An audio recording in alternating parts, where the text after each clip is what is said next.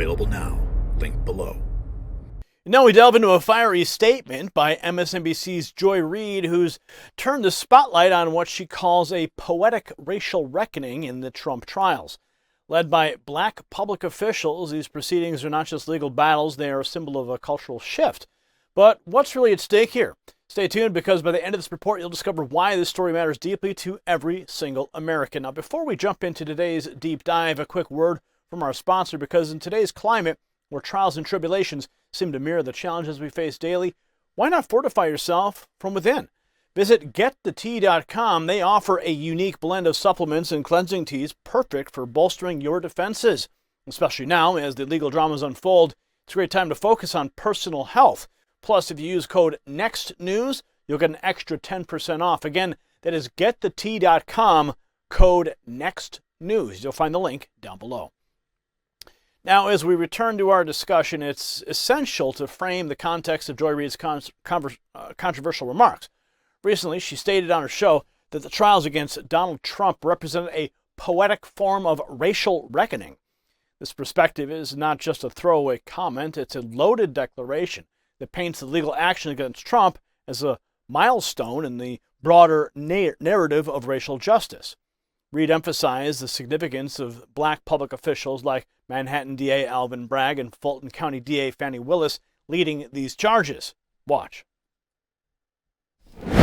There is something wonderfully poetic about the fact that despite the fact that even if convicted, he's not going to go to prison, the first person to actually criminally prosecute Donald Trump is a black Harvard grad, the very kind of person that his former staff, the people who worked for him, Stephen Miller, et cetera, want to never be at Harvard Law School. But he was. And he came out and graduated, and he's prosecuting you, Donald. And a black woman is doing that same exact thing in Georgia. And a black woman forced you to pay a $175 million fine that's out now also in question, because the people who put it up, that might not be legit. Donald Trump is being held to account by the very multicultural, multiracial democracy that he's trying to dismantle. And for me, there's something poetic and actually wonderful about that. It says something good about our country that we're still capable of having that happen. Go DEI. My DEIs are bringing it home on you. Wow. Her commentary brings to light a potent symbol of what she considers justice in action. During her broadcast, she pointed to the wonderfully poetic scene unfolding as these trials began, spearheaded by individuals who represent communities historically marginalized. Now, this, according to Reid, isn't about legal outcomes, but a larger symbolic victory for diversity, equity, and inclusion initiatives, principles often criticized by figures like Trump himself. However, the implications of Reid's statements extend far beyond her television audience. They tap into the heated debate over the role of race and identity in America's justice system. Some view her remarks as an essential highlight of progress. Others see them as divisive, potentially prejudicing public opinion against Trump by framing his legal challenges within a racial context. And this dichotomy showcases the deep divisions in how justice and accountability are perceived in contemporary America. Now, the trial's portrayal as a racial reckoning by Reid is provocative, to say the least. It raises questions about whether the pursuit of justice can ever be truly separated from the political and social currents that swirl around high-profile cases like this.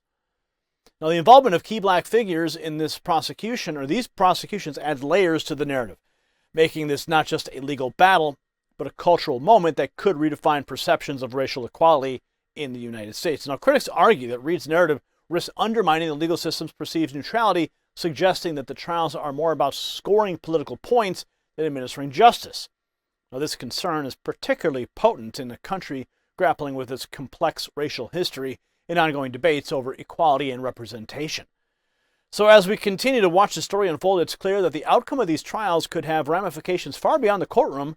They're set against the backdrop of a nation still wrestling with its identity and the principles it wants to uphold. So as we consider these issues, remember the stakes are high and the implications are profound. If you got value from this report, tap subscribe. My final thought is next. Tonight's story isn't just about a trial. It's about how America views justice and accountability in an era of deep division. Joy Reid's depiction of Trump's trials as a racial reckoning challenges us to consider whether our legal system reflects the values we espouse as a republic.